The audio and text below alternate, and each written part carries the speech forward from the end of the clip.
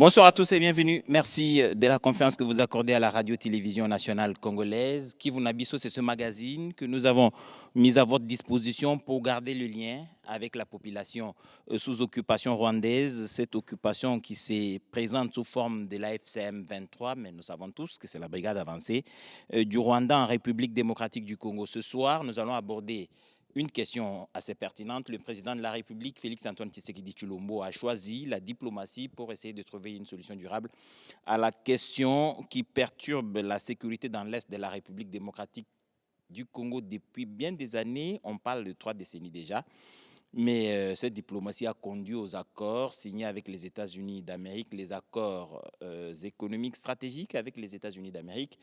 On parlera de ces accords, quelles sont les perspectives et si impact il y aura sur la vie de la nation. Nous aborderons aussi cette question et pour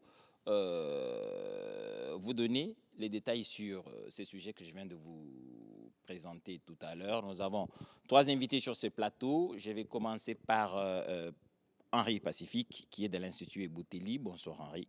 Bonsoir. Nous avons l'honorable Carly Nzanzu Kassivita. Cette fois, je ne me suis pas trompé, vous vous souvenez, je vous dirai pourquoi. Bonsoir, honorable. Bonsoir. Quand les accords s'est signés aux États-Unis d'Amérique, il était notre invité sur ce plateau. Pas de Kivu Nabiso cette fois-là, on parlait de la signature de cet accord, c'était le 4 décembre dernier. En ce moment-là, je me trompais sur son nom, bien entendu, et il me rappelait à l'ordre. Et à ma gauche, nous avons l'honorable Jean-Baptiste Kassekouan, qui est député honoraire. Bonsoir, honorable. Bonsoir, merci. Je vais vous donner 30 minutes chacun pour dire un peu plus sur ce que vous êtes. Je vais commencer par vous, honorable Jean-Baptiste Kassekouan, député honoraire, c'est ce que j'ai dit. Qu'est-ce que vous êtes pour nos téléspectateurs en somme? Je suis le premier vice-président du parti politique Engagement pour la citoyenneté et le développement SID en sigle, dirigé par Martin Fayoulou. Je suis marié, père d'enfants. Je suis attaché fermement à l'intégrité territoriale du Congo et surtout à l'intégrité physique des Congolais, particulièrement ces territoires du Kivu et de toute la RDC.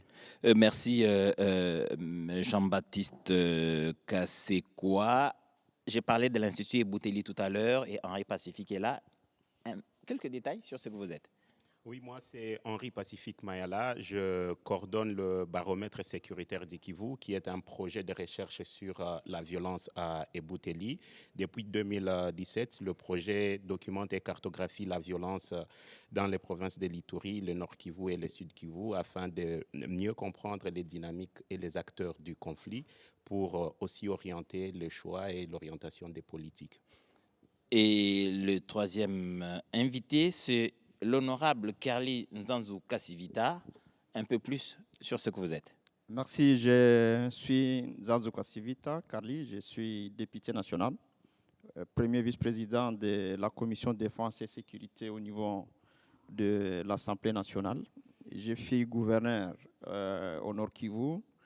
Je vis présentement à Kinshasa parce que je suis député national, mais ma résidence principale, c'est à Goma. Donc, je suis parmi le million de victimes de la guerre que mène le Rwanda sur notre territoire, autant que les ADF, parce que je suis un élu du territoire de Béni. Voilà, donc j'ai parlé des accords de Washington tout à l'heure. Ces accords ont été signés le 4 décembre dernier et ont suscité beaucoup d'espoir. Mais déjà, dans les discours des circonstances, on a retenu dans le propos du président rwandais Paul Kagame que si jamais cet accord ne réussissait, ce serait donc notre faute. Il s'engageait en ce moment-là et ce qui est arrivé dans la suite prouve effectivement qu'il est pour beaucoup dans le désordre intervenu et la violation des accords de Washington menés avec la médiation des États-Unis d'Amérique. Alors, pour nous mettre dans le contexte, après la violation de cet accord par la prise de la ville d'Ouvira, une réunion du Conseil de sécurité s'est tenue en urgence et au cours de cette réunion, des propos ont été tenus, des propos très indicateurs de ce qui va arriver. Je vais vous replonger et replonger nos invités dans les contextes de cette réunion. Ensuite, nous allons démarrer notre émission. De paix nécessite que les parties honorent leurs engagements au titre de ces processus. Les États-Unis sont profondément préoccupés et extrêmement déçus au vu de la reprise des violences dans l'est de la RDC.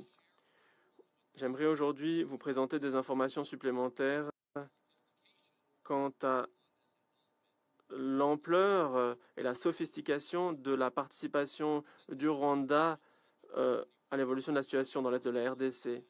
Depuis 2021, le Rwanda contrôle son intermédiaire, le M23, et l'aile politique du M23, l'AFC, et a contrôlé le M23 et l'AFC afin d'arriver aux objectifs géopolitiques du Rwanda dans l'est de la RDC.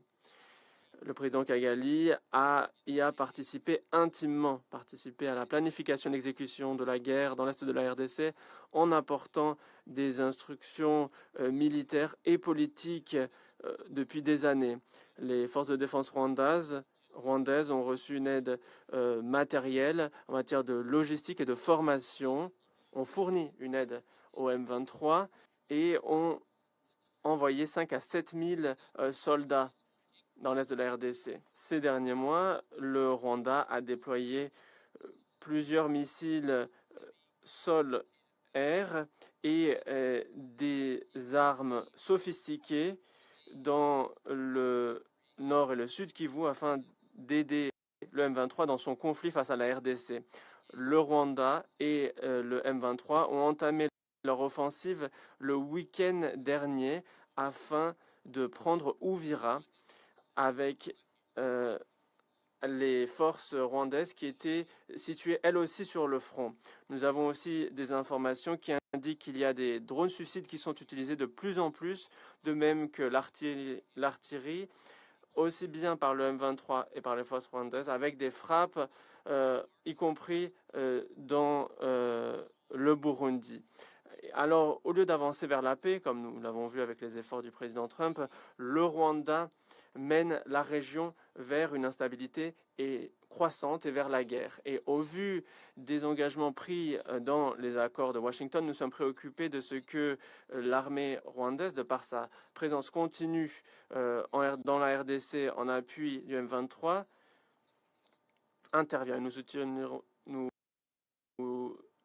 utiliserons tous les outils à notre disposition pour tenir responsables les auteurs de ces actions. Le Burundi souhaite dénoncer la violation répétée et répétitive de la résolution 2773 manifestée par la prise d'Uvira par l'armée rwandaise. Ces opérations ont visé et entraîné des victimes civiles innombrables. Nous sommes particulièrement préoccupés par les attaques transfrontalières, y compris l'usage d'artillerie, de drones et d'autres moyens létaux, dont certains ont atteint des localités du territoire burundais. Ces actes violent la souveraineté du Burundi, compromettent la sécurité des populations civiles et fragilisent les efforts collectifs de paix. Nous pensons que le moment exige de la lucidité, du courage politique et un engagement collectif en faveur de la mise en œuvre pleine et entière des résolutions du Conseil de sécurité, en particulier la résolution 2773. Les engagements récemment pris, y compris ceux entérinés dans les accords signés à Washington, doivent être respectés par toutes les parties sans ambiguïté et sans conditions préalables. Dès lors, nous appelons le Conseil à, premièrement, veiller à ce que les résolutions du Conseil soient appliquées de manière impartiale, car la crédibilité collective de ce Conseil dépend de sa capacité à garantir leur mise en œuvre effective. la pertinence et la crédibilité de la MONUSCO sont en jeu. Deuxièmement, protéger les civils, surtout les femmes et les enfants, qui demeurent les principales victimes d'un conflit qui leur a été imposé. Nous appelons le Conseil, troisièmement, à plaider pour une assistance humanitaire d'urgence face à la dégradation de la situation humanitaire et au manque criant des moyens aux agences du système des Nations Unies pour répondre aux besoins élémentaires des réfugiés installés à Gatumba et à Cibitoke.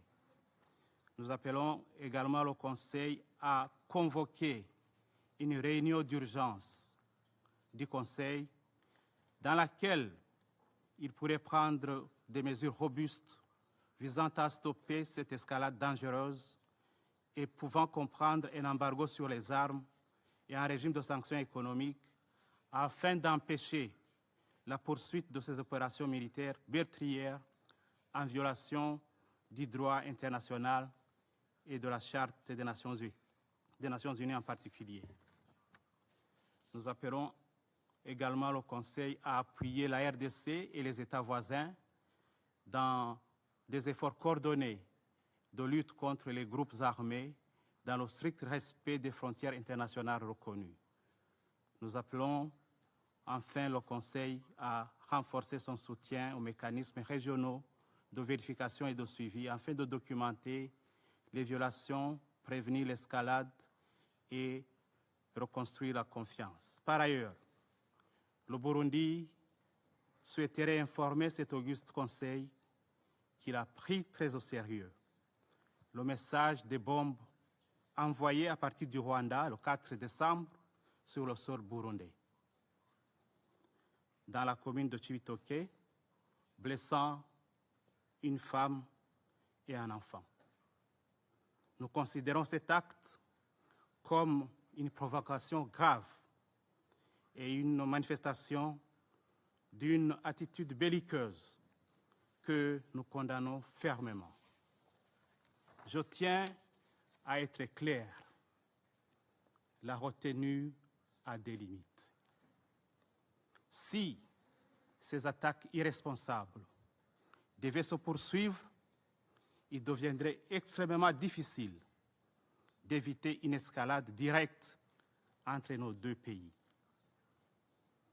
Le Burundi ne pourra pas tolérer des violations répétées de son intégrité territoriale et se réserve le droit de faire usage de la légitime défense conformément à l'article 51 de la Charte des Nations Unies.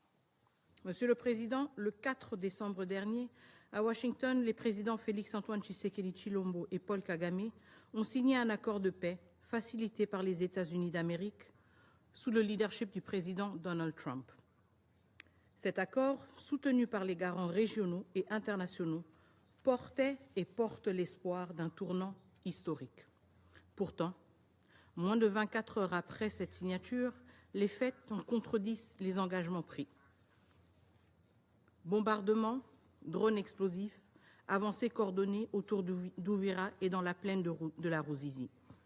Il n'est pas acceptable qu'un accord solennel soit ainsi recusé dès le lendemain par ceux qui s'y étaient engagés. Ces actes remettent en cause la dynamique née à Washington et confirment ce que le rapport du secrétaire général souligne. Le cessez-le-feu exigé par la résolution 2773 n'est pas appliqué. Les attaques contre les civils persistent. L'accès humanitaire est entravé et la situation continue de se détériorer malgré les efforts diplomatiques. Excellence, la République démocratique du Congo a volontairement choisi la voie de la diplomatie. Ce choix n'est ni une concession ni un signe de fragilité. Il reflète notre sens des responsabilités et notre foi en des mécanismes multilatéraux qui, s'ils sont pleinement assumés, peuvent encore ramener la paix. Nous avons fait ce choix parce que nous croyons en l'engagement des États-Unis, facilitateur principal du processus de Washington, en la constance de l'État du Qatar, garant du processus de Doha, et en la valeur normative du processus de Luanda, dont les principes continuent de guider l'action de l'Union africaine, désormais conduite par la République togolaise. La RDC a agi de bonne foi, la RDC continue d'agir avec bonne foi. La diplomatie n'est pas pour nous un choix par défaut, elle est l'expression de notre responsabilité d'État et de notre respect du droit international. Monsieur le Président, Excellences, depuis le 4 décembre au soir, les positions autour de Gatagota, Ruvunge, Kaziba, Urarambo, Luvungi et le long de l'axe Kamanyola-Uvira ont été visées par des bombardements provenant des positions RDF M23. Des drones kamikazes ont frappé des zones civiles. Plus de 500 000 personnes ont été renouvellement déplacées. Le Sud Kivu, déjà en fragilité, atteint un seuil de rupture. Ces faits sont documentés par les mécanismes humanitaires et confirmés par OCHA. Ils créent également un risque majeur de régionalisation. Des tirs ont déjà touché le Burundi. Uvira n'est distante que de 30 km de Bujumbura. Aucun pays voisin ne peut être exposé à de telles attaques sans risque d'escalade. La stabilité régionale ne peut reposer sur la normalisation de violations aussi graves. Monsieur le Président, moins d'une semaine après la signature des accords de Washington, certains acteurs ont choisi de s'écarter des engagements librement acceptés. Le recours à des narratifs inversés et à une désinformation systématique pour attribuer à la République démocratique du Congo la responsabilité des attaques commises par la coalition RDF-M23 est une stratégie désormais bien documentée par des mécanismes internationaux. Nous ne pouvons accepter que la manipulation devienne un instrument de politique régionale. Les faits sont têtus, les résolutions de ce Conseil le sont davantage. La vérité n'est pas négociable et le droit international ne peut être dévoyé pour légitimer l'agression. Les violations constatées contreviennent à la résolution 2773, à l'accord du 27 juin signé à Washington, à l'accord signé à Washington le 4 décembre, à la déclaration de principe et l'accord cadre de Doha et aux conditions même de la mise en œuvre du cadre d'intégration économique régionale aussi signé à Washington. Aujourd'hui, c'est la crédibilité de tous ces processus et de leurs garants. Nous allons commencer avec l'honorable Jean-Baptiste Kasekwa. Quand vous suivez les États-Unis, le Burundi et la République démocratique du Congo au Conseil de sécurité, vous pensez que la République démocratique du Congo a pris les dessus sur le Rwanda, sur le plan diplomatique, parce que nous avons réussi à faire triompher la vérité? Les déclarations constituent une chose. Le contenu des accords en constitue un autre. Lorsque je considère 4 dates majeures, le 27 juin 2025, jour de la signature de l'accord de Washington, le 5 octobre, le jour où notre gouvernement a refusé de parapher le draft du cadre d'intégration économique régionale, le 7 novembre, lorsque le gouvernement a fait volte-face et a paraphé ce cadre d'intégration économique régionale sans que les conditions ayant motivé le refus du 5 octobre n'aient été répondues. Et finalement, le 4 décembre, le contournement de la clause intégrée dans le fameux cadre d'intégration économique régionale qui a justifié notre signature, contournement par l'accord de partenariat stratégique États-Unis-RDC et États-Unis-Rwanda, je me dis, au fond, s'il faut dire la vérité, d'un côté, les déclarations sont bonnes, encourageantes. De l'autre, les contenus des accords indiquent que la RDC a été flouée.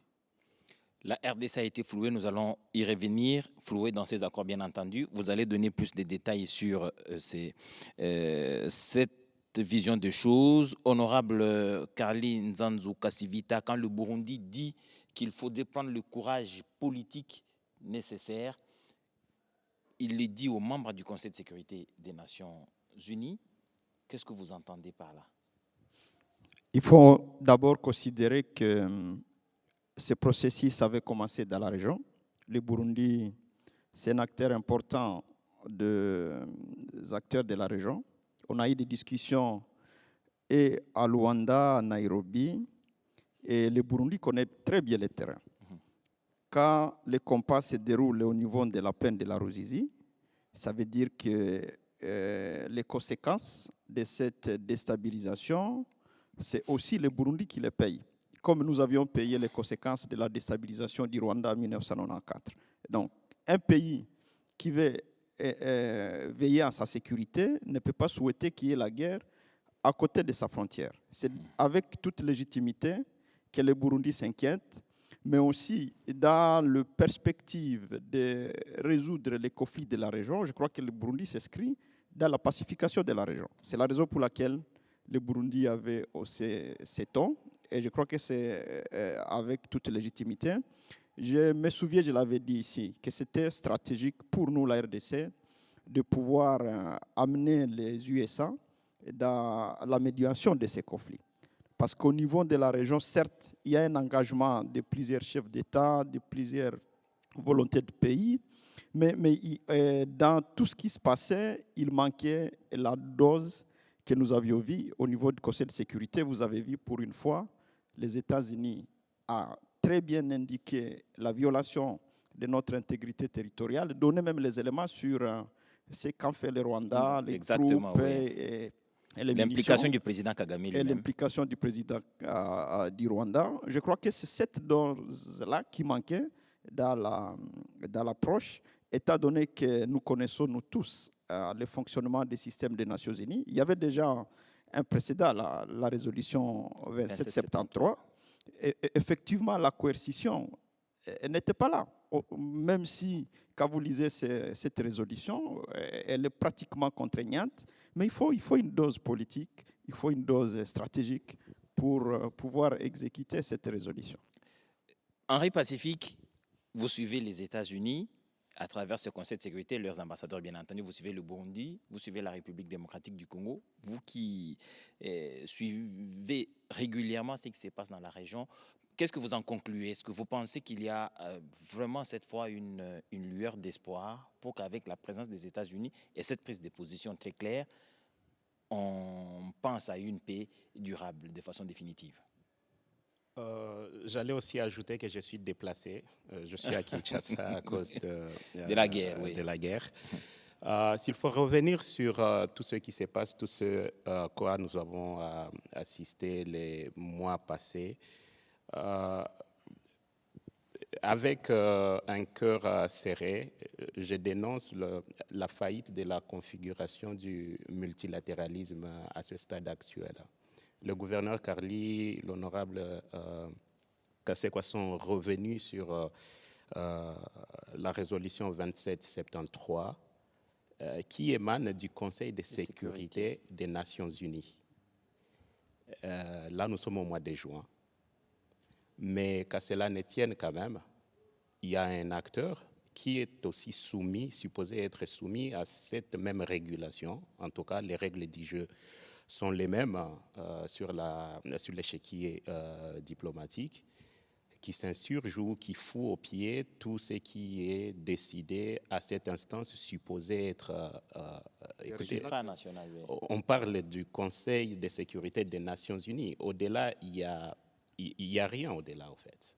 Et donc, je me dis que d'une part, ça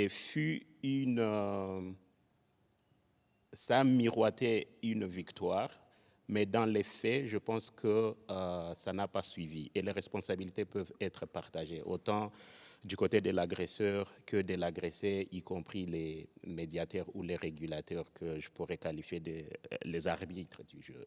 Donc, partir de l'accord, de l'obtention de la résolution 2713, au-delà de cette résolution, le Congo passe aussi comme membre non permanent sur ce même 1er janvier, oui. Sur ce même conseil.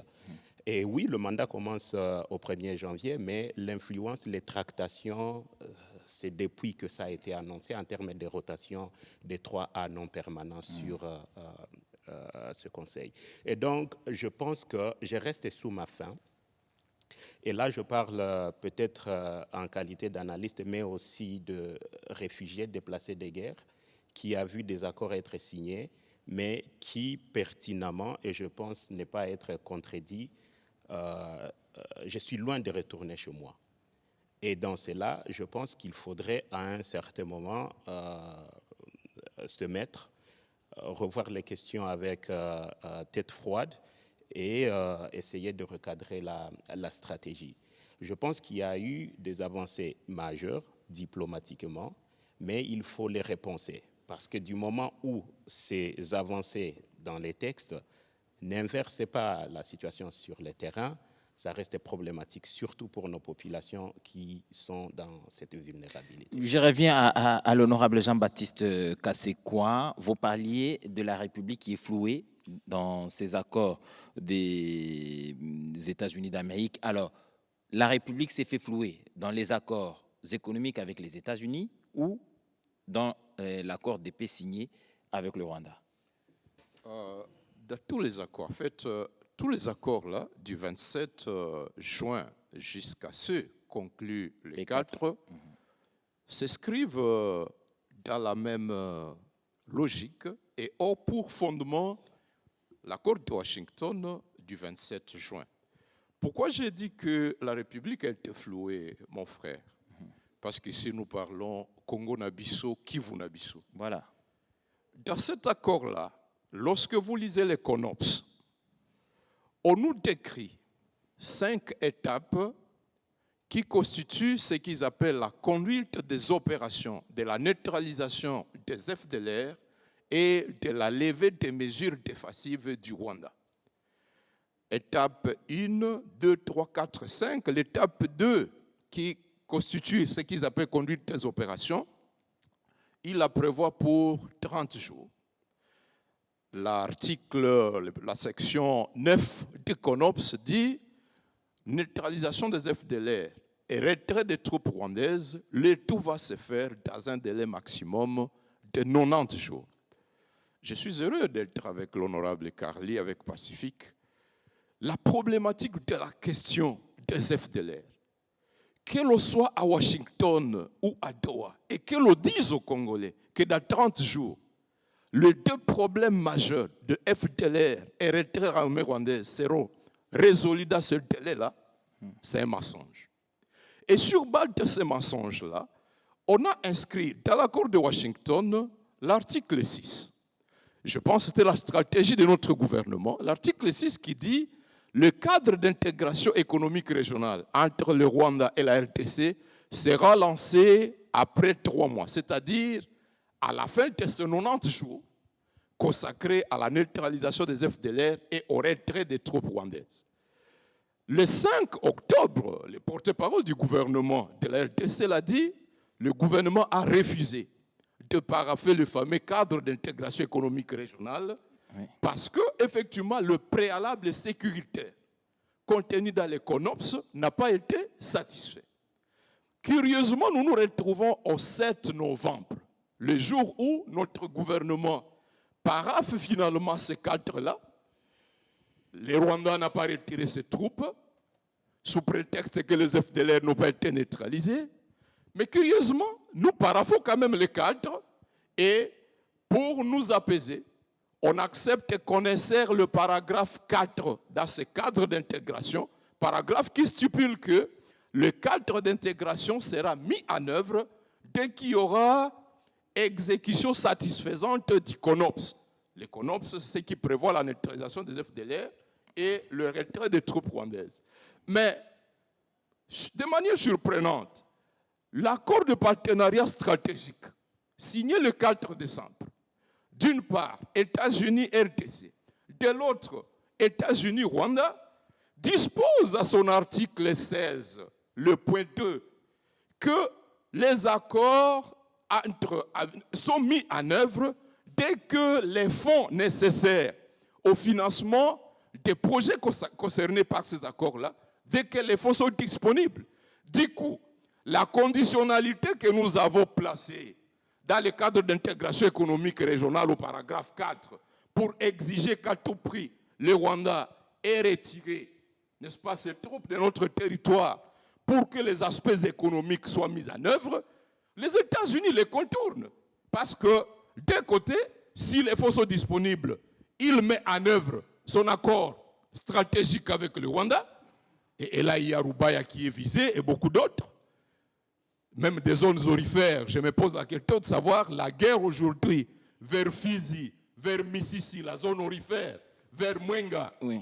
Est-ce que ce n'est pas derrière ça? Mais de l'autre, si les fonds sont disponibles pour les sociétés qui vont obtenir le marché sur les gisements dans le Katanga, dans les autres provinces non aguerries de la RDC, seront mises en œuvre, du coup, disais-je, la conditionnalité du retrait des troupes rwandaises reste contournée. Honorable, j'ai bien entendu votre argumentaire et comment vous développez, je vous garde encore. J'ai l'impression, de mon point de vue, que ce que vous appelez la République a été flouée, c'est la difficulté en réalité de la mise en œuvre de l'accord. La complexité de la mise en œuvre de l'accord que vous appelez la République s'est fait flouer. Pas forcément la complexité. D'un côté, nous devons considérer la complexité. Il y a le chercheur Didier Mumengi qui a publié un livre intéressant qui reprend la quasi-totalité des accords de paix déjà conclus depuis Lusaka en 1999, depuis l'accord global inclusif, les accords de Nairobi de novembre 2007, les fameux accords du 23 mars 2009, les actes d'engagement de Goma. Il y a une pluie d'accords. Et Mumengi parle du syndrome des accords superficiels. Et donc, d'un côté, nous sommes retombés dans la signature des accords superficiels. De l'autre, la délicatesse de la question même de la neutralisation des FDLR et de retrait de troupes rwandaises ne devait pas être présentée comme solvable en DEA 90 jours max. Au début, c'est 30.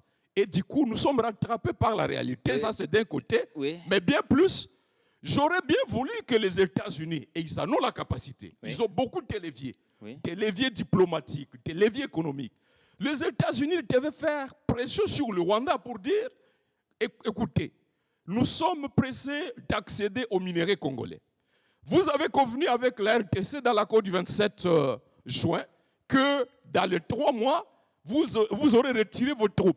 Au lieu de faire pression sur le Rwanda, c'est sur la RDC qu'on fait pression et nous faisons la concession. Le 7 novembre, nous signons le cadre d'intégration économique. Deuxième concession, nous la faisons le 4 décembre. Nous signons le partenariat stratégique avec les États-Unis sans contrepartie. C'est là que j'ai dit que nous sommes floués. Ah, ok, très bien. Je vais revenir à vous, honorable. Bon, honorable Carly Nzanzu-Kasivita. Comment vous expliquez le point de vue ou bien l'attitude du Rwanda? Le président Kagame est passé quand même pour quelqu'un de très introduit dans les milieux internationaux depuis plusieurs années. On pensait qu'il a eu une certaine perspicacité dans la compréhension des questions internationales et du fonctionnement du monde international. Comment vous expliquez qu'il est le seul qui signe cet accord devant les caméras du monde entier, avec les États-Unis comme médiateurs, mais 6 jours après, il viole carrément l'accord. D'où tient-il, selon votre point de vue, cette force de narguer les États-Unis, narguer tout le monde qui soutient l'arrivée rapide de la paix dans l'Est? Je crois qu'il faut partir des précédents et de l'expérience même du Rwanda dans les guerres à l'Est. Ils ont beaucoup utilisé cette approche de talk and fight. Et je crois qu'ils pensent que ça va encore marcher. Je l'ai bien dit ici, nous avions commencé dans la région et on n'a pas ignoré la région dans tout ce qui se passe, mais nous avions besoin des leviers des États-Unis. C'est pourquoi je crois qu'effectivement, pour tout Congolais qui a regardé le comportement du Rwanda, que ce soit dans les anciennes guerres, les anciens conflits, certaines opinions peuvent développer effectivement de la réticence en ce qui concerne les accords de Washington. Mais c'est à nous, République démocratique du Congo, de capitaliser ces leviers. Il est vrai qu'il fallait décrisper la situation et nous devons aller vers là. Et je crois que c'est la stratégie, la dose que les États-Unis est en train d'amener dans ces conflits. Il fallait décrisper la situation. Il faut avouer qu'il y avait déjà une crise de confiance, et il y en a encore d'ailleurs, entre nous et le Rwanda. C'est pourquoi même mon frère Kasekwa doute de la sincérité du Rwanda, ce qui est tout à fait normal, parce que les accords devraient s'exécuter aussi à une certaine mesure de bonne foi. Et c'est là où on est en train d'amener les Rwandais.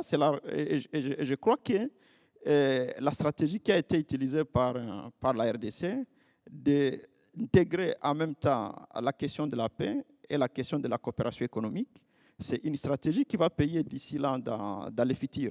Mais ce sont des accords, il faut effectivement être disposé à les faire aboutir. La mise en œuvre, c'est le Rwanda et la RDC, mais nous avons quand même, cette fois-là, une occasion où tous les conseils de sécurité parlent le même langage. Il faut quand même lire sur 20 ans le mimétisme qui était au niveau du Conseil de sécurité sur la question des conflits à l'Est. Aujourd'hui, l'expression elle est très claire, que ce soit les États-Unis, que ce soit la France, j'ai même suivi la Russie, que ce soit d'autres pays comme l'Allemagne et l'Angleterre. Je crois qu'on est sur une bonne piste de pouvoir décrisper d'abord la situation et capitaliser les efforts de la communauté internationale pour résoudre la question. Henri Pacifique, la fragilité des accords, la crainte de ne pas voir ces accords être mis en œuvre. Est-ce que vous ne pensez pas que la présence des États-Unis et cette attitude internationale qui a radicalement changé, qui désigne clairement l'agresseur, le Rwanda, comme l'instigateur principal du désordre qu'il y a chez nous, est-ce que vous ne trouvez pas que ce changement de position de la communauté internationale est une sorte de garantie de la mise en œuvre de ces accords? Garantie de la mise en œuvre, peut-être pas, une assurance jusqu'à un certain niveau, mais encore, ça en appelle sur le niveau de la responsabilité interne. Le côté congolais, ce que l'on devrait faire. Et moi, je pense que oui, il y a de la matière à réflexion, il y a des doutes justifiés, des craintes, dans le sens où la question sur laquelle pourquoi la République, pas que le régime actuel, pourquoi est-ce que le Congo signe des accords qui ne lui soient pas favorables. Ça, c'est, je pense, depuis l'EIC, ou même sur l'accès à l'océan Indien, le Congo a concédé sur des aspects qui, sur le long terme, devraient nous être économiquement productifs aujourd'hui. Et je suis encore dans cet état de pessimisme, dans le sens où les gains diplomatiques à l'interne, on ne devrait pas nous-mêmes constituer un frein. Parce que lorsque vous regardez la façon qu'est présentée la victime au niveau de l'international, vous le disiez tantôt, Kagame a su bien construire ce narratif.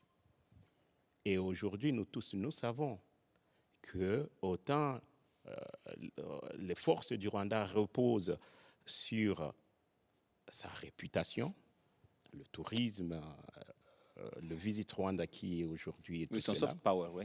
De la même façon, la vulnérabilité financière est encore là. Et donc oui, comme le disait l'honorable Kasekwa, la communauté internationale, ou en tout cas les puissants du monde, ils disposent des leviers. Mais est-ce que le Congolais joue assez bien de façon à mieux permettre que ces puissants-là activent ces leviers?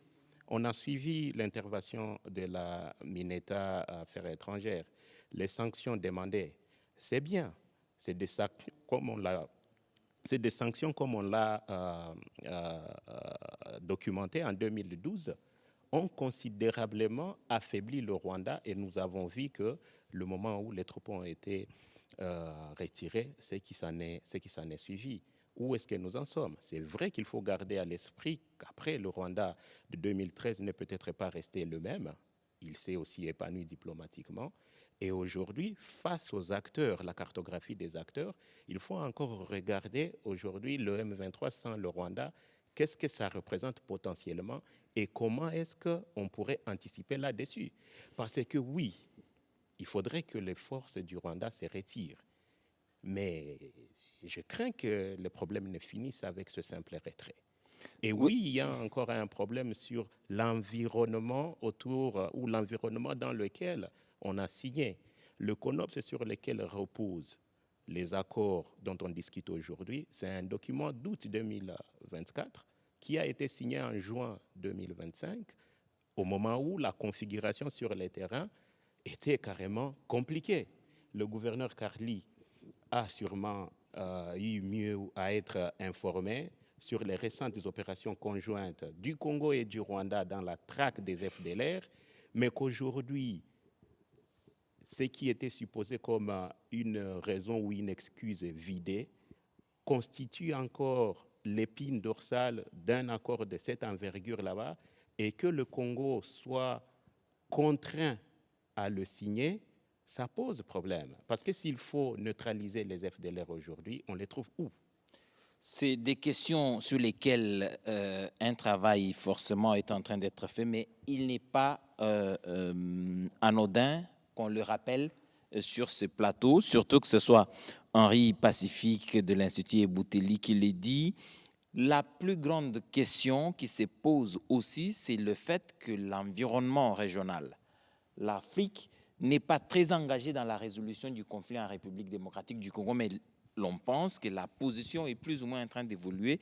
À en croire le président de la Commission africaine qui a été reçu par le président de la République, Félix Antoine Tshisekedi. Nous allons suivre cet élément-là et nous allons nous retrouver après pour voir comment ce changement des positions africaines peut permettre d'accélérer le processus de pacification en RDC.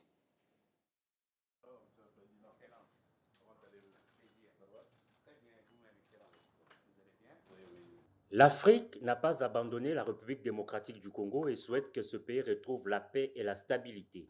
C'est le message que le président de la Commission de l'Union africaine en visite officielle à Kinshasa a apporté ce jeudi 18 décembre 2025 à la Cité de l'Union africaine au président de la République Félix Antoine Tshisekedi Tshilombo lors de l'audience lui accordée.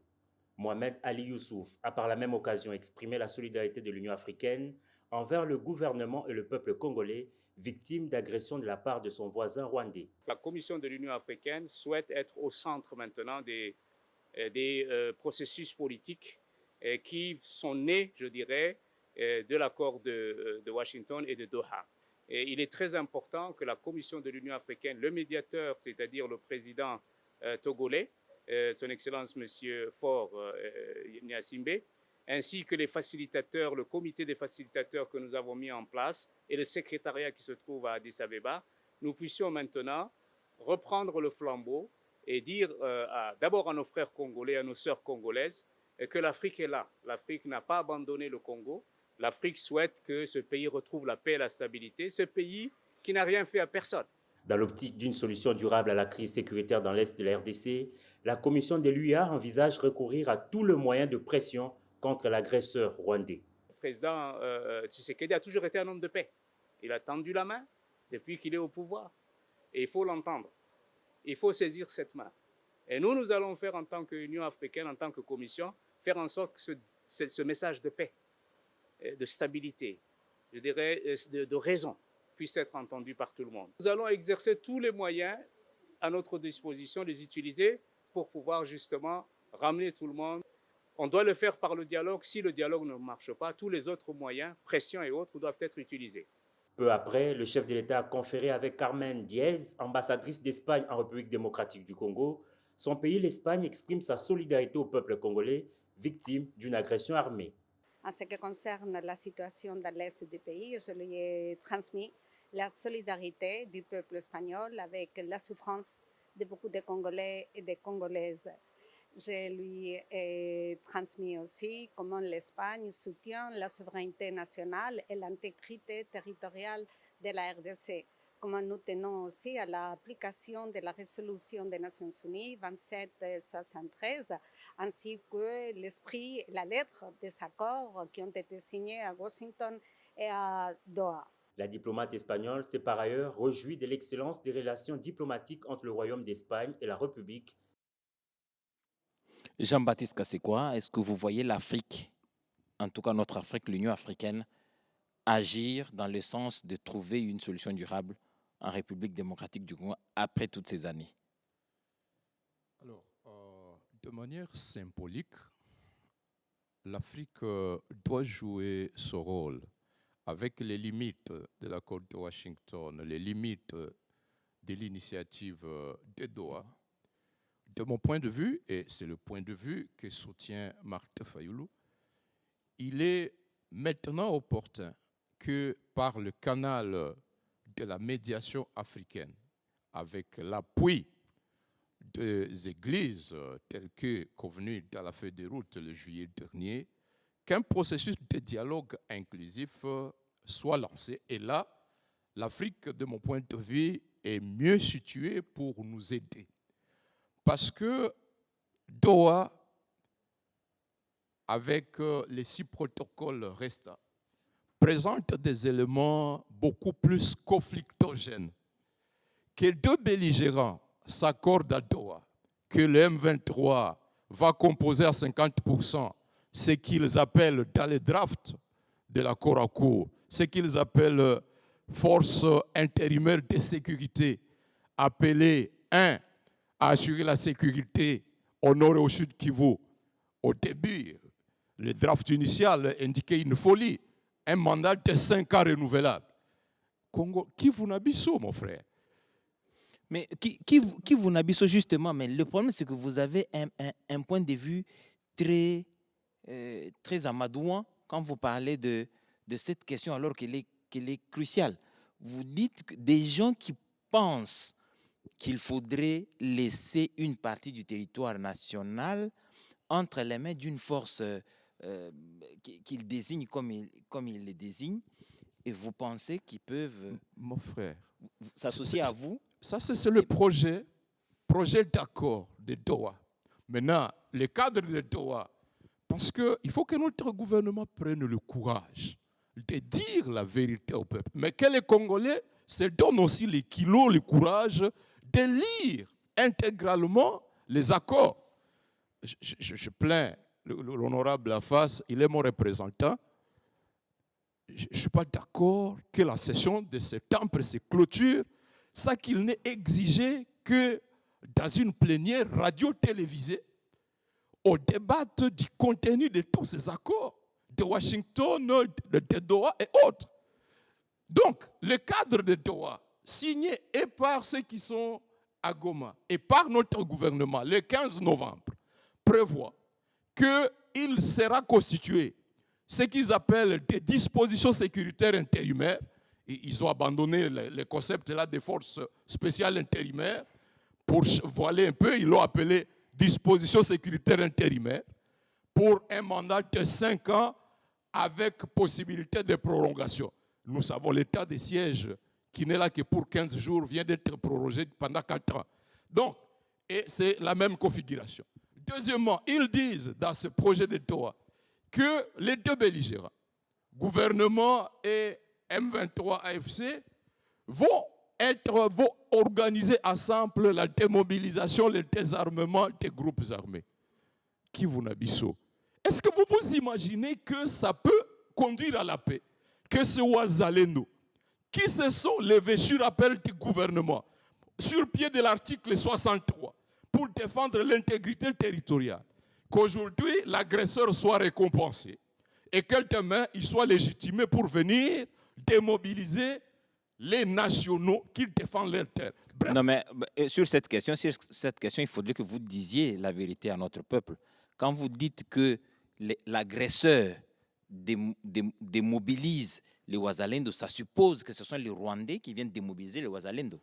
Alors, oui, mais sur cette question, il faut être très clair avec le peuple en lui disant la vérité, comme vous demandez que les accords soient expliqués au peuple. Vous devez commencer par dire la vérité au peuple aussi. Je suis là. Oui. L'autre point sur lequel nous avons été floués, c'est lequel? J'ai lisé ce matin la résolution 2808. J'ai salué le fait que pour la première fois, le Conseil de sécurité cite nommément le Rwanda comme ayant participé directement et ayant déployé hommes et matériel dans l'attaque sur Uvira.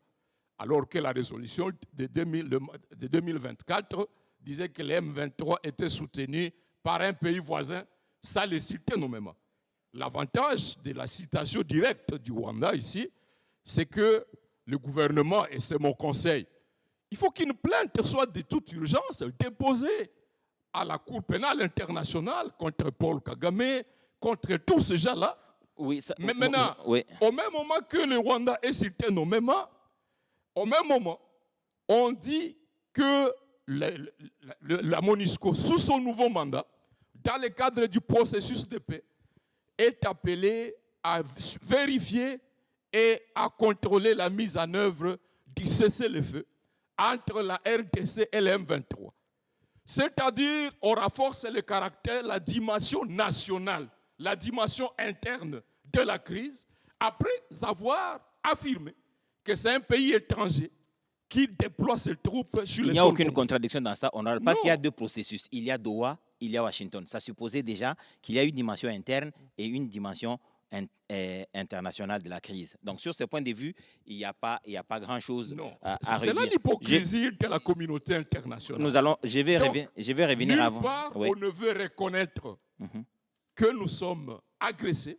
Ah, mais vous venez de dire que l'actuelle résolution reconnaît le Rwanda comme agresseur. Bon, c'est la même attitude que les États-Unis et tous ces États ont affiché lorsque l'Ouganda et le Rwanda se sont battus à Kisangani. On les a cités, on les a condamnés et au même moment, aucune sanction. Et on a dit... On a poursuivi la dimension interne. C'est une autre paire de manches. Nous allons y revenir. Oui, comme vous l'avez dit, une plainte sera déposée certainement. Il faudrait que les autorités déposent une plainte contre le Rwanda pour les dommages causés sur les territoires de la République démocratique du Congo et surtout sur son peuple. On parlait de l'Afrique qui pourrait donner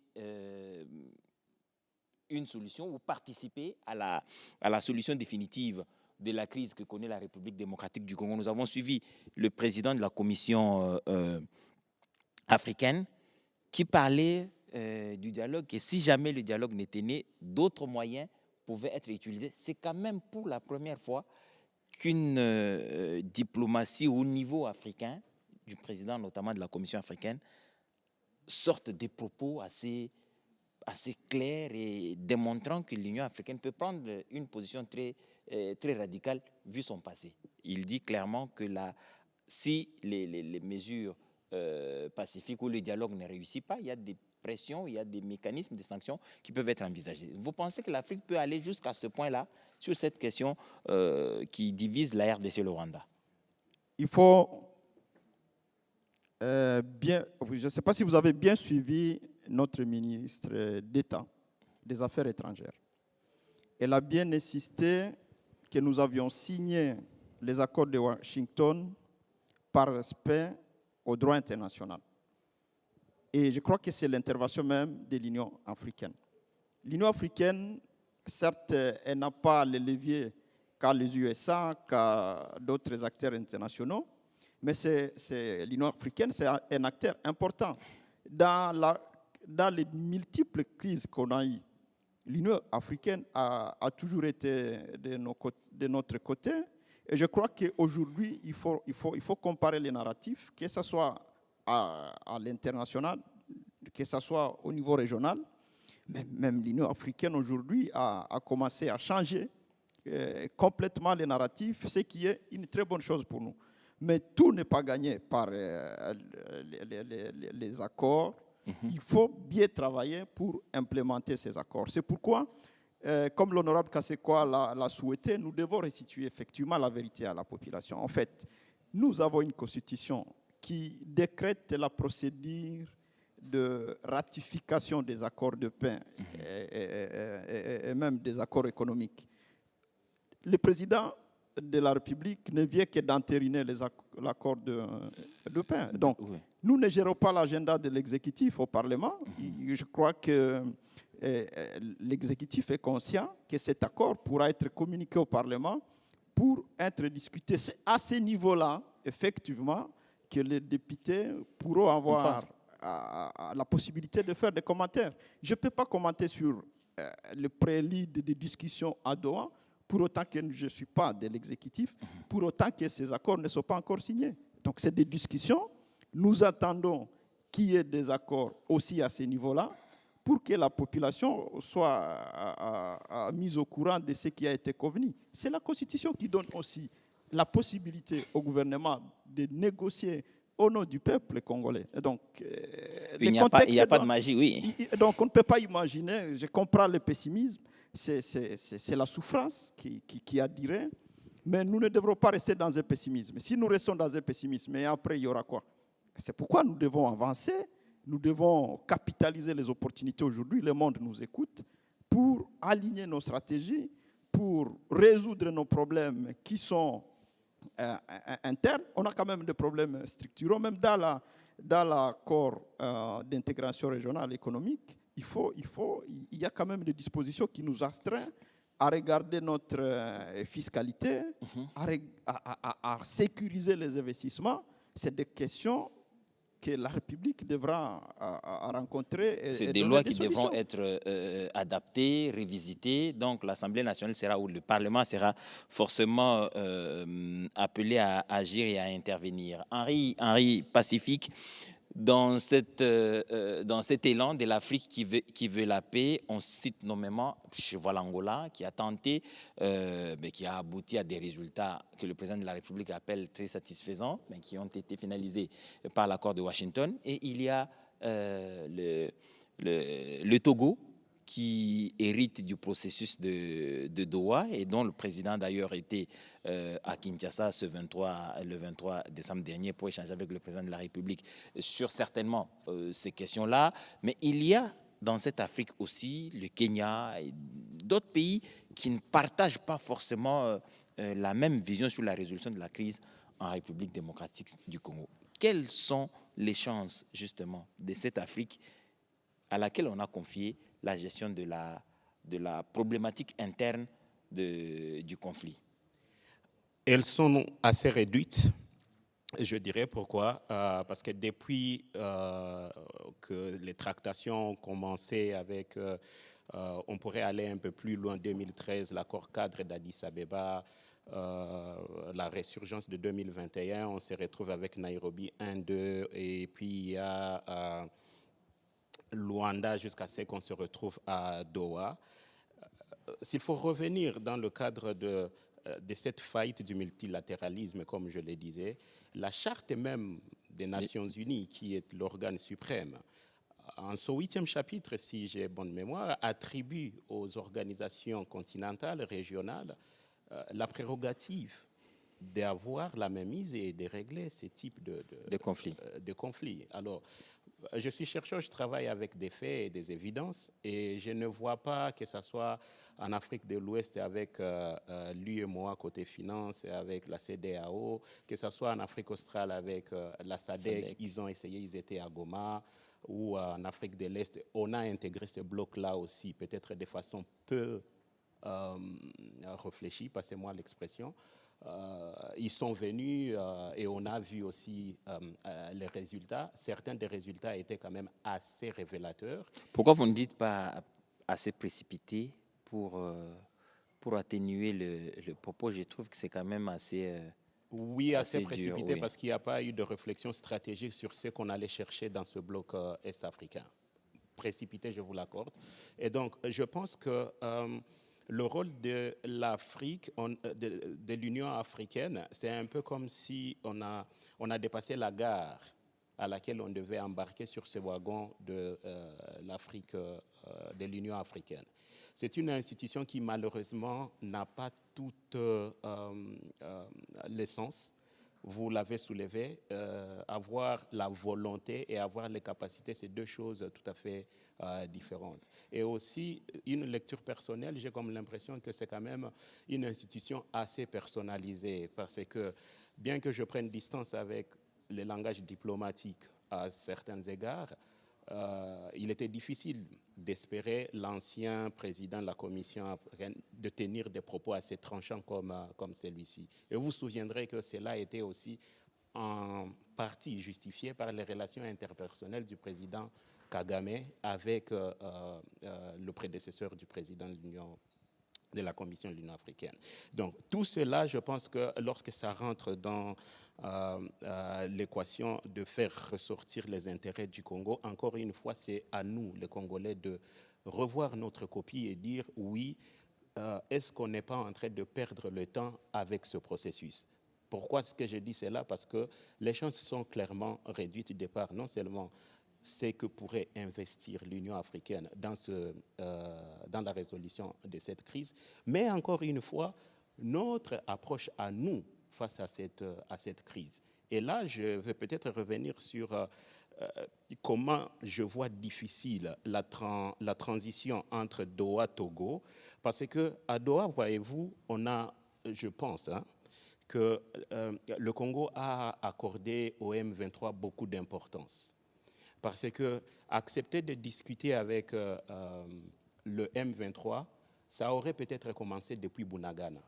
On a attendu assez longtemps pour, encore une fois, se précipiter à saisir toutes les branches qui s'offrent à nous en bouée de sauvetage.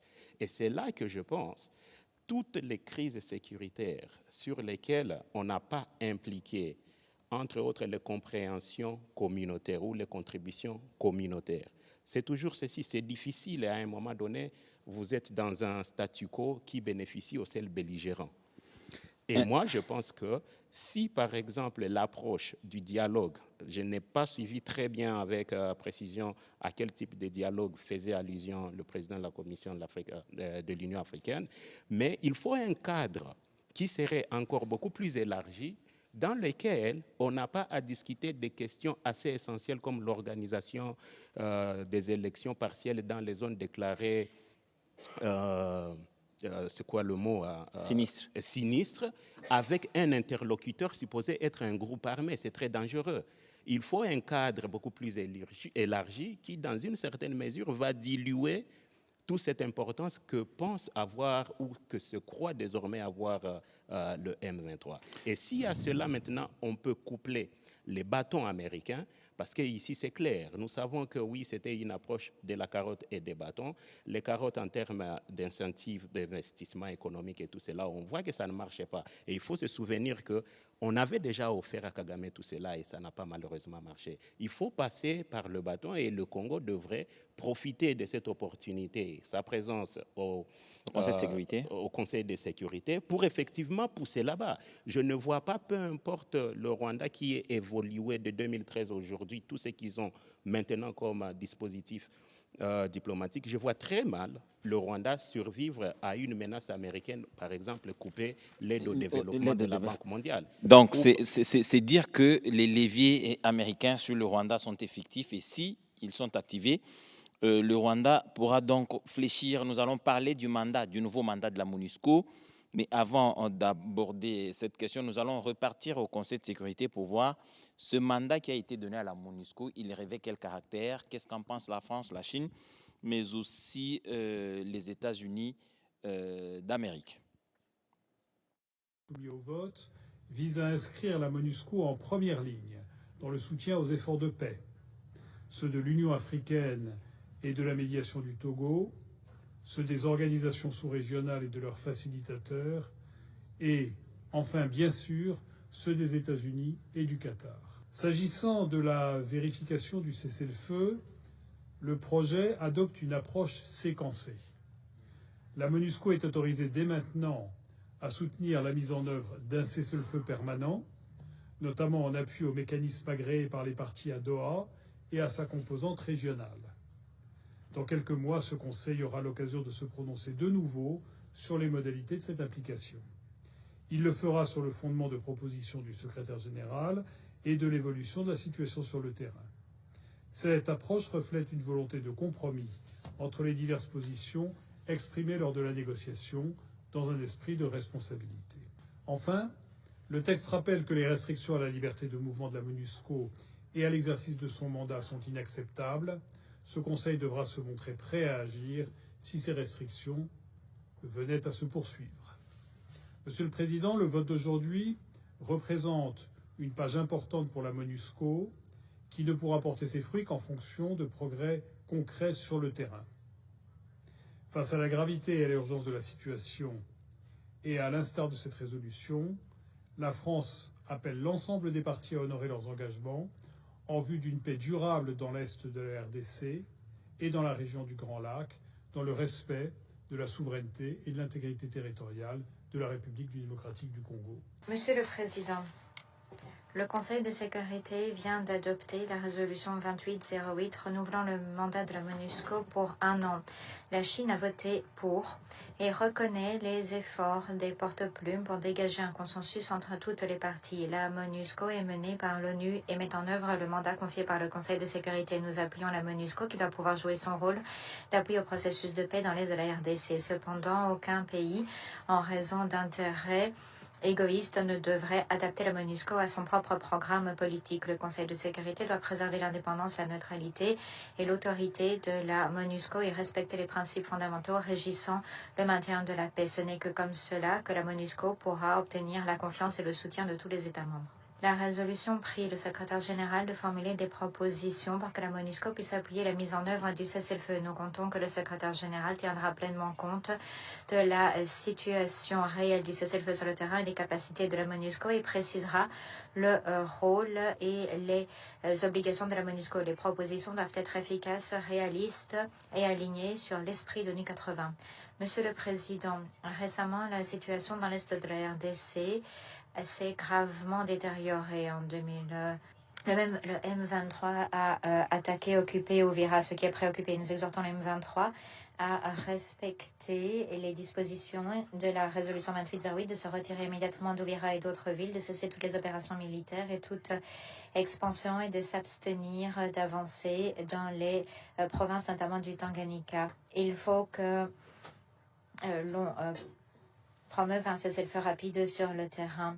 Le mandat de la MONUSCO devrait être adapté en fonction de l'évolution de la situation sur le terrain pour éviter des retombées du conflit, maintenir la paix et la stabilité dans l'est de la RDC et de l'ensemble de la région. Nous appuyons pleinement les efforts de la RDC visant à préserver la souveraineté, l'indépendance et l'intégrité territoriale du pays. Et appuyons les efforts de la RDC pour rétablir la gouvernance et l'autorité dans l'est de la RDC dans les plus brefs délais. Tous les pays extérieurs de la région devraient rester profondément attachés à la paix dans l'est de la RDC, cesser de profiter de la situation et de rechercher des ressources économiques et autres intérêts égoïstes. Nous appuyons pleinement la MONUSCO dans l'exercice de ses fonctions. Nous appuyons l'envoyé spécial par la région des Grands Lacs du secrétaire général qui participe à des efforts de médiation et nous sommes prêts à travailler avec toutes les parties afin de contribuer davantage à la paix et la stabilité dans les de la RDC. Je vous remercie, Monsieur le Président. Les États-Unis se félicitent d'avoir voté pour le renouvellement de cette mission essentielle d'une année supplémentaire et nous remercions la France d'avoir mené les négociations. Nous nous félicitons devant cette mission de maintien de la paix stratégiquement placée pour appuyer les efforts actuels du président Trump pour ouvrir la voie à la paix dans la région. Malheureusement, les négociations sur le renouvellement du mandat de la MONUSCO, une fois de plus, ont été perturbées par les efforts du M23 et du Rwanda visant à saboter un processus de paix viable. Lors des négociations, nous avons envisagé d'autres changements à apporter au mandat de sorte à faciliter la mise en œuvre du cadre de Doha. Malheureusement, l'avancée du M23 sur Uvira avec l'appui des forces de défense rwandaises et contrairement aux obligations souscrites par le M23 dans le cadre de Doha, ont rendu ces changements impossibles. L'engagement pris par le M23 à se retirer de la ville d'Uvira ne suffit pas. Le M23 doit immédiatement se retirer à 75 km au moins d'Uvira et doit se conformer à la totalité de ses obligations conformément à l'accord cadre. Nous condamnons catégoriquement l'avancée du M23 dans Uvira et au-delà, ainsi que le soutien du Rwanda au M23 en violation de ses obligations en vertu des accords de Washington. Les États-Unis restent profondément attachés aux accords de Washington et à leurs promesses de paix et de prospérité pour l'Est de la RDC et pour appuyer les efforts dans le cadre du processus de Doha. Nous comptons sur un plein respect par les parties des deux accords. Si le M23 et le Rwanda font le choix de respecter leurs engagements, la MONUSCO, grâce à ce mandat, pourra appuyer la mise en œuvre des deux processus. La mission est prête à apporter un soutien logistique nécessaire aux mécanismes convenus entre le M23 et la RDC afin d'assurer la surveillance et vérification du cessez-le-feu. Ce nouveau mandat permet de renforcer les efforts de démobilisation et de rapatriement en cours de la MONUSCO des membres des FDLR pour en garantir la plus grande efficacité possible. Nous exhortons le gouvernement de la RDC à faire davantage pour appuyer ces efforts et pour immédiatement couper tous les liens avec les FDLR. Que les choses soient très claires, la MONUSCO a un rôle clé à jouer, mais la responsabilité d'honorer ses engagements incombe exclusivement aux parties. Si les parties s'acquittent de leurs obligations, la MONUSCO pourra faire davantage, notamment en appuyant la reprise de l'approvisionnement de l'aide humanitaire dont la population locale a désespérément besoin et pourra être une force d'interposition pour éviter les violations du cessez-le-feu entre les parties, entre autres tâches critiques. Nous comptons évaluer les progrès dans la mise en œuvre au mois de mars et nous verrons s'il est nécessaire que la MONUSCO assume davantage de fonctions à ce moment-là. Je commence par Henri Pacifique. Une nouvelle résolution. Est-ce que vous ne pensez pas que le renforcement du mandat de la MONUSCO permettra de mettre effectivement en œuvre la résolution 2773? Ça serait l'idéal. Ça serait l'idéal. Et mieux même, retourner sur la résolution de mémoire, je pense que c'était 29 quelque chose, qui créait à l'époque l'instauration de la FIB au sein de la MONUSCO pour la première fois. La force disposait d'un mandat offensif. Mais aujourd'hui, il ne faudrait pas qu'on se leurre. Il faut regarder dans quel format se retrouve la MONUSCO. Ils sont à Goma en prisonniers. Ils sortent que pour aller chercher de l'eau au lac sous escorte des occupants. À cette force-là, on accorderait une litanie de bonne volonté sur le papier, mais dans la pratique, ce sera quasi impossible d'agir. Ce sera quasi impossible. Pourquoi la réflexion ne se tourne pas, et je parle sous le contrôle de l'honorable Kasekwa et du gouverneur Carly, les troupes de l'époque, les Tanzaniens en particulier, les Sud-Africains, ils sont encore stationnés à Beni. Pourquoi la réflexion n'irait pas dans ce sens-là? Parce que lorsque la SADC est déployée à Goma, la réflexion à New York, c'était autour du transfert des capacités. On discutait sur l'éventualité de voir la MONUSCO accompagner les forces de la SADC pour effectivement avoir cette disposition offensive contre le M23. La SADC est répartie sans pour autant avoir ne fût-ce que commencé sa mission. Et aujourd'hui, on a renouvelé le mandat de la MONUSCO comme ça a été depuis maintenant 3 décennies, mais dans une configuration qui, pour moi, je trouve, va être difficile d'atteindre des résultats de cette mission qui, aujourd'hui, est considérée par les rebelles comme partie au conflit. Partie au conflit, ils l'ont dit à plusieurs reprises. Honorable Carly Nzanzu-Kasivita, est-ce que le renouvellement de ce mandat, est-ce une garantie pour les populations qui souffrent depuis? Est-ce que c'est une possibilité, enfin, d'avoir ces couloirs humanitaires qui permettent d'atteindre les populations les plus vulnérables qui sont parties de chez eux depuis des mois ou des années? Il faut d'abord avouer qu'il y a une image que la population a de la MONUSCO parce qu'ils sont là depuis plusieurs années. Et donc, je ne pourrais pas dire une garantie, mais peut-être un élément impératif pour le moment. Parce qu'en fait, il faut regarder les discussions qui avaient été engagées avant. Tous les Congolais et même le président Trump voulaient que les forces des Nations Unies, surtout la MONUSCO, soient vraiment réduites à un nombre infime, parce que c'est les États-Unis, il faut avouer, c'est les États-Unis qui financent pratiquement les missions des Nations Unies.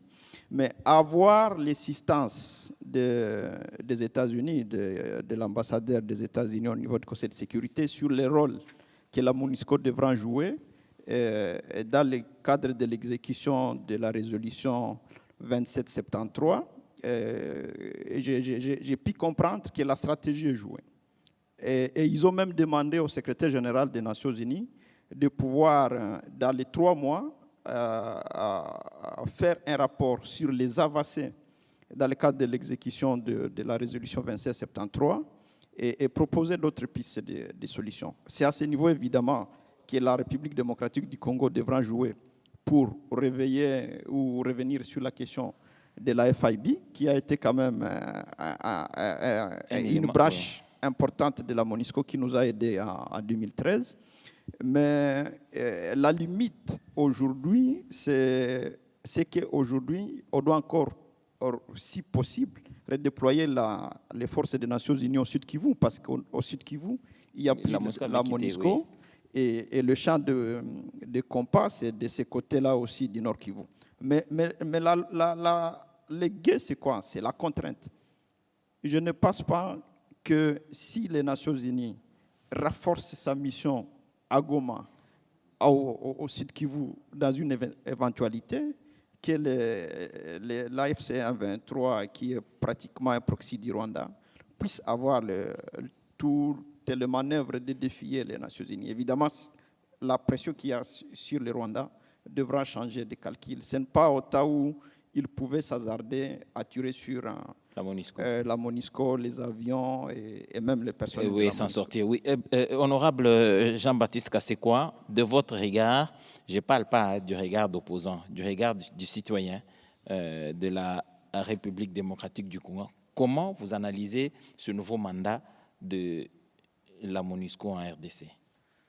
J'ai lu la résolution 2808 à 4 reprises pour vouloir comprendre quelle nouveauté il y a effectivement dans ce nouveau mandat et comme citoyen.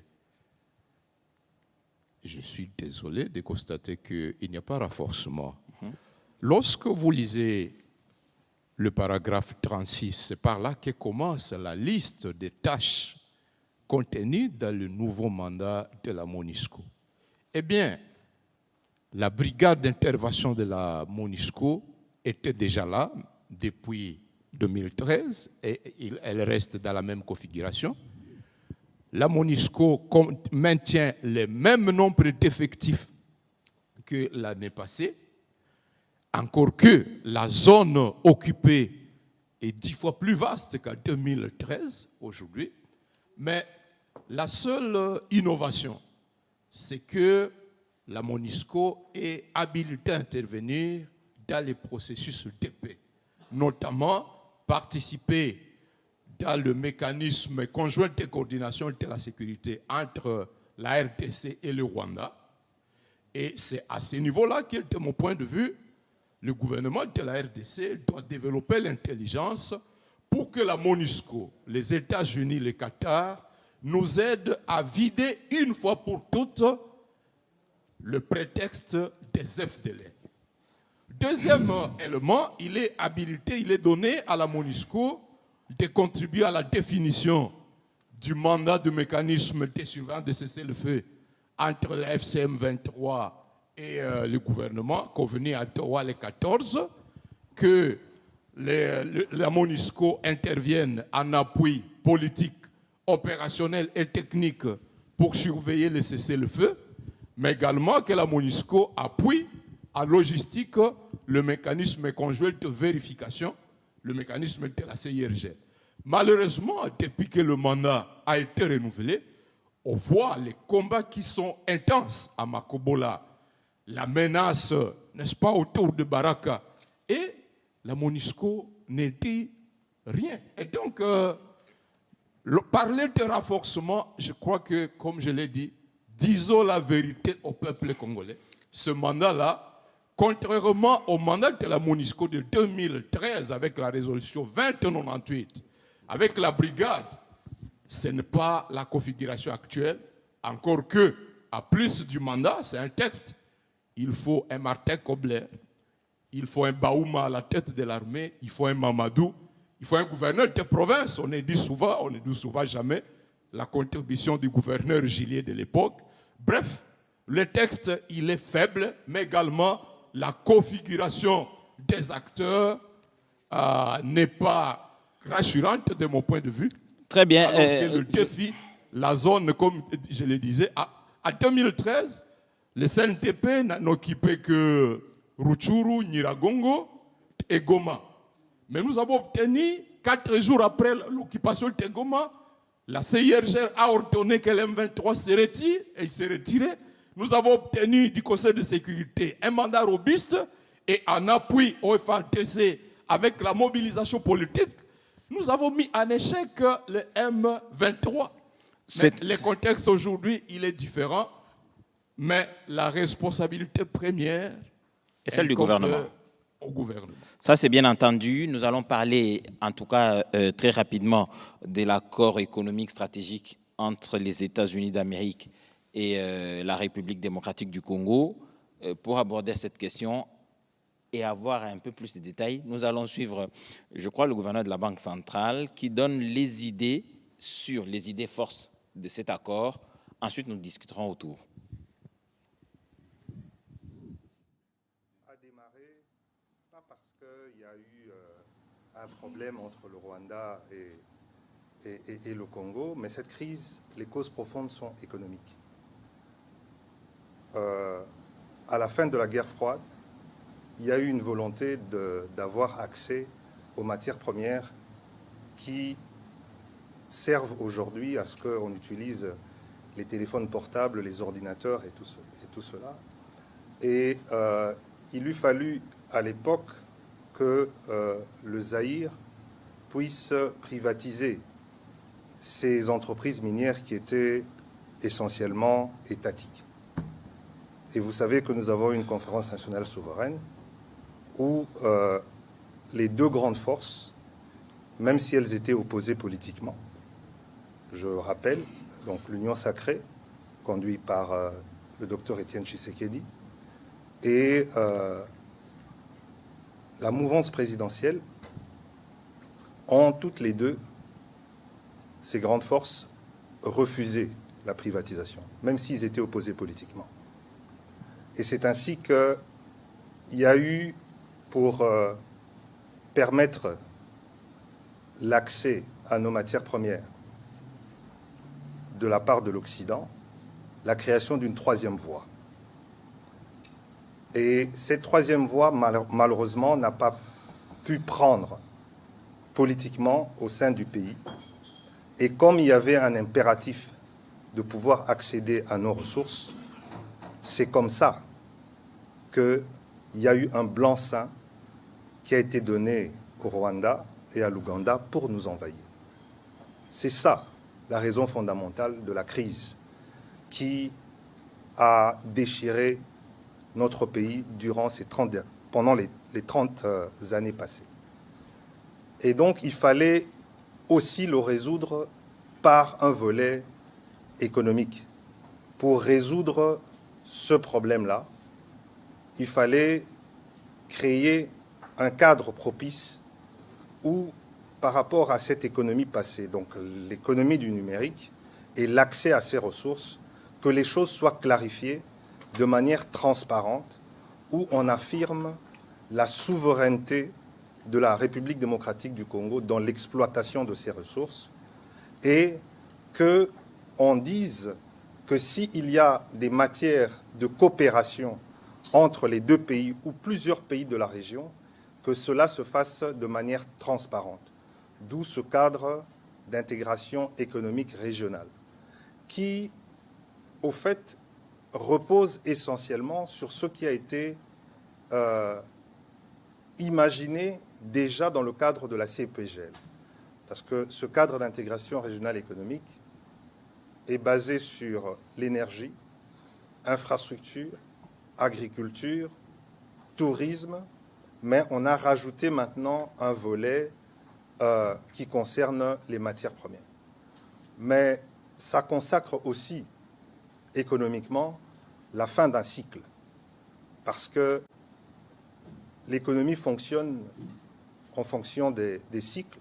Il y a des cycles qui sont plus ou moins courts et il y a des cycles qui sont plus ou moins longs. Et il y a la fin d'un cycle maintenant qui marque la fin d'une économie du numérique tel que nous l'avons connu hier. Et il y a un nouveau cycle qui démarre. Et ce cycle-là marque l'économie du futur, l'économie verte, où les mêmes matières premières stratégiques se retrouvent au Congo. Et c'est pour ça qu'il y a deux volets. On règle un problème du passé avec le cadre économique d'intégration économique régionale, et il y a un partenariat stratégique qui s'ouvre sur les nouvelles matières premières. Et là, c'est du bilatéral directement, alors que ça ne s'est pas fait par le passé, où on négociait nos matières premières sans nous. Ici, maintenant, ça se négocie directement entre la République démocratique du Congo et les États-Unis. C'est un grand tournant, mais on va en parler les jours, les semaines et les mois qui suivent. Maintenant, est-ce que la société civile a été consultée? Bien sûr que oui, la société civile a été consultée. Pas seulement la société civile, mais la majorité des entreprises occidentales et américaines qui étaient concernées par l'exploitation des matières premières qui se trouvaient dans la région des Kivu, région qui est concernée par le conflit qui dure depuis 30 ans. Et l'une des sociétés civiles phares qui a été consultée dans le cadre de ce cadre d'intégration économique régionale, c'est la Fondation Panzi. J'ai participé moi-même aux discussions. Il y avait Global Witness, il y avait Human Rights Watch, il y avait The Sentry, des organisations de la société civile qui ont toujours eu un regard très critique par rapport à ce qui se passe dans l'est de notre pays et qui ont emmené au fait leurs remarques pour que ce cadre d'intégration régionale économique se fasse d'une manière transparente où les choses ne pourront plus échapper au fait aux populations locales. Et je dois préciser une dernière chose, c'est que ce cadre d'intégration économique régionale ne peut entrer en vigueur que s'il y a un retour total de la paix dans nos régions. Jean-Baptiste Kassekwa, nous allons commencer avec vous. C'est tour des tables, une table imaginaire sur cette question. Nous allons être le plus bref possible. Nous avons pris déjà beaucoup de temps. On aura le temps de revenir en long et en large sur cet accord économique stratégique entre les États-Unis et la République démocratique du Congo.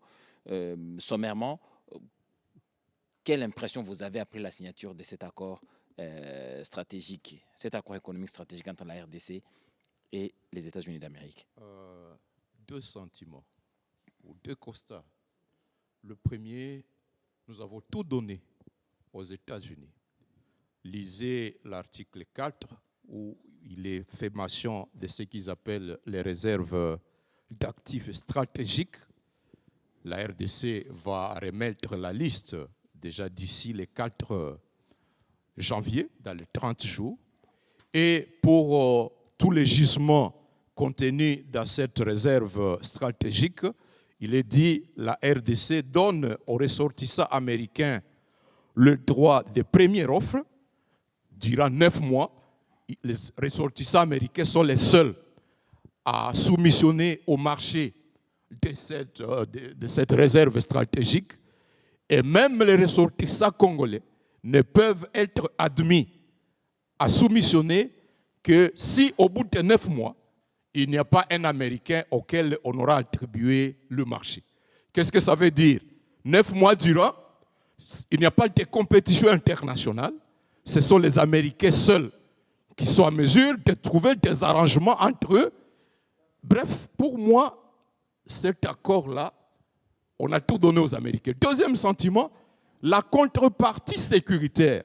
J'ai suivi le gouverneur de la Banque centrale dire le cadre d'intégration économique régionale ne sera mis en œuvre que s'il y a des avancées significative sur le plan de la sécurité. C'est ce que je disais auparavant. On nous a floué parce que l'article 16 de cet accord qui est entre mes mains dit que, je suis là, la mise en œuvre du présent accord est subordonnée à la disponibilité des fonds. C'est-à-dire, d'un côté, c'est vrai, le cadre d'intégration économique régionale ne sera pas mis en œuvre tant qu'il n'y a pas d'avancée, mais dans l'entretemps, déjà dès à présent, l'accord de partenariat stratégique RDC-États-Unis, RDC-Rwanda, les deux accords entrent en vigueur aussitôt que les fonds sont disponibles. Du coup, on a contourné la conditionnalité que nous avons placée dans le fameux cadre d'intégration économique régionale. En tant que républicain, si vous aviez une idée à donner pour que l'accord s'améliore, ça aurait été quoi? La première, pour jouer à la transparence, il aurait fallu, avant même que le chef de l'État ne l'entérine, solliciter les conseils des députés, des sénateurs, pour qu'ils apportent les amendements. Ils ont le contrôle à 95% du Parlement. De quoi ont-ils peur? Qu'est-ce qu'ils cachent aux Congolais? Non, mais vous parlez de la ratification? L'entérinement aux États-Unis. C'est entériner le cas. D'ailleurs, le partenariat... Vous auriez voulu que les débats aient d'abord lieu au Parlement avant l'entérinement. Tu sais que même le pays, l'agresseur, a été plus orthodoxe que nous. Le Conseil des ministres a statué sur l'accord de Washington. Le Parlement a statué. De quoi avions-nous peur? Non, mais vous ne pensez pas que c'est maintenant que l'accord va aller au Parlement pour être ratifié? Mon frère, j'étais à l'Assemblée nationale lorsque la loi de ratification de l'adhésion à l'EAC est passée sans débat. Et ici, ils sont mis devant un fait accompli. Désolé, je n'ai rien contre eux, mais on a placé la charrue. Devant c'est votre appréciation des choses et vous en êtes totalement libre. L'honorable Carly Ndanzu Kasivita, ici, je ne pense pas qu'il partage votre point de vue. L'accord de Washington a été signé, on l'a expliqué tout à l'heure, et le gouverneur de la Banque centrale nuance un tout petit peu, il parle de l'accord du cadre d'intégration régionale économique qui dit corriger des erreurs du passé et puis un accord bilatéral entre les États-Unis et la République démocratique du Congo. Deux accords, deux cadres de coopération qui, de mon point de vue, risquent de prêter à confusion ou de gêner en réalité la mise en œuvre de ces deux cadres de coopération sur le terrain, ou alors facilite la confusion qu'il y a entre l'exploitation réelle de nos ressources minières. Personnellement, je n'ai pas la même lecture que mon frère Kassekwa, parce qu'en fait, on ne peut pas réduire l'accord d'intégration économique régionale à la seule exploitation minière. Il faut déjà partir des faits naturels. Qui oublie, moi et Kassekwa, nous connaissons qu'il y a le gaz méthane dans le lac Kivu, parce que nous vivons à Goma avec lui. Il sait que nous partageons le parc avec le Rwanda, il sait que nous avons le pétrole dans les rifts albertines, que nous partageons avec l'Ouganda. Il sait que nous avons la Ruzizi avec le Burundi et le Rwanda. Et quand vous lisez l'accord d'intégration économique, on a souligné ces questions d'abord économiques, mais aussi l'industrialisation du secteur minier. Parce qu'en fait, j'ai l'impression que nous avons tous la peur, évidemment, de voir comme font les Chinois. Et je me souviens à l'époque, quand j'étais au gouvernement provincial, quand on avait sensibilisé la population de Walikale de soutenir l'implantation, d'accompagner l'implantation d'Alphamine, évidemment, les réseaux de mafieux étaient hésitants parce qu'en fait, ils se faisaient beaucoup d'argent dans le cadre de la fraude minière. Moi, je pense qu'il faut aller vers là, l'industrialisation de ce secteur minier. Ça va plus procurer non seulement à l'État congolais, mais aussi ça va donner de l'emploi aux Congolais et il faut y travailler. Effectivement, la peur est là parce qu'en fait, Nous n'avons pas peut-être l'expérience voulue pour travailler avec les grands mining comme les États-Unis, on a peur. Mais c'est à nous de renforcer nos capacités. De capitaliser les opportunités que cela offre. Mais la chaîne de la valeur sur le minerai, même si on ne signe pas les accords, qui peut amener un conteneur de minerais qui quitte Goma et qui ne va pas passer par le Rwanda, qui ne va pas passer par l'Ouganda, qui ne va pas passer par la Tanzanie. Donc, nous devons être réalistes. Quand on parle de la chaîne de valeur sur le minerai, c'est tout ça. Qu'on le veuille ou pas, un transporteur rwandais, kenyan, va transporter ces minerais. Et nous allons prélever des taxes sur ces minerais. C'est bien dit. C'est tous ces éléments-là qu'il faut prendre en compte parce que c'est la réalité vécue de la population dans cette partie de la République. Henri Pacifique, nous allons terminer avec vous. Est-ce que les retombées économiques de ces accords vont enfin rassurer les populations et les populations vont tirer des dividendes d'être sur une terre au sous-sol assez riche? Dans la théorie telle que c'est présenté, je dirais oui, mais dans la pratique, je dirais non. Parce que, comme le dit le gouverneur Carly, l'industrialisation de ces secteurs-là remportera beaucoup plus que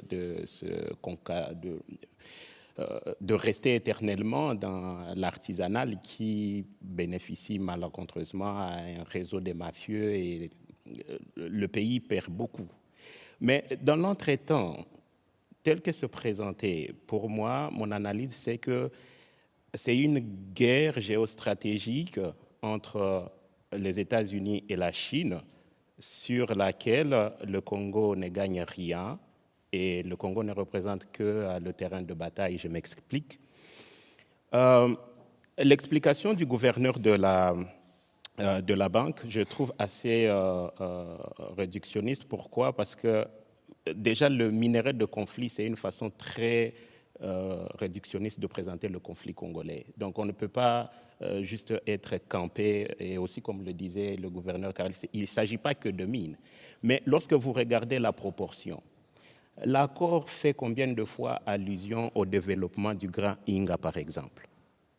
L'accord fait allusion aux investissements dans le cadre du tourisme, qui existait déjà à l'époque parce qu'il y avait des mécanismes. L'accord entre les États-Unis et l'accord bilatéral entre les États-Unis et la RDC fait allusion au Grand Inga. Exactement, mais à quelle proportion? Et c'est ce que je suis en train de dire.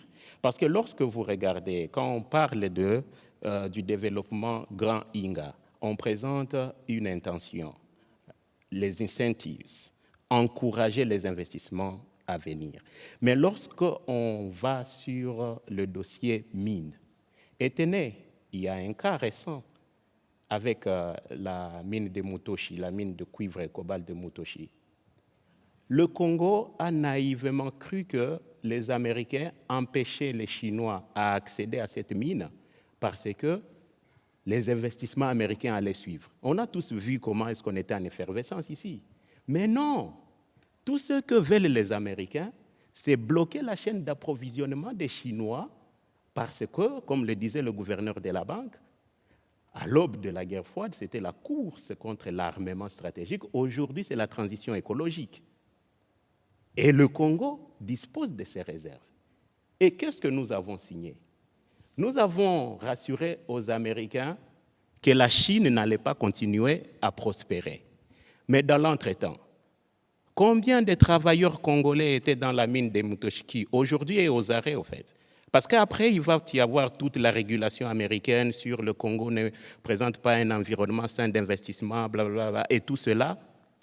La Chine, elle est OK, parce que, regardez, la seule grande entreprise, le Freeport-McMoRan, c'est la seule plus grande entreprise américaine qui a fait des investissements colossaux en RDC. Et depuis 2016, ils ont vendu à Teke Fungurume. Et aujourd'hui, sur les 10 géants, vous avez 6 qui sont chinois, les autres kazakhs, canadiens et je ne sais pas quoi. Les Américains, c'est peut-être 25, quand vous allez sur le site de l'ambassade des États-Unis, c'est 25 entreprises qui ne pèsent pas si grand. Ce n'est pas des milliers de boulots congolais dont on parle ici. Et donc, pour moi, je pense qu'il y a encore lieu de regarder et recentrer les intérêts congolais. Parce qu'ici, On a un Donald Trump imprévisible et très transactionnel qui, pour lui, America First, c'est vraiment America First. Donc, pour lui, il sait que les Chinois ont déjà sécurisé. Il faut limiter l'approvisionnement des Chinois.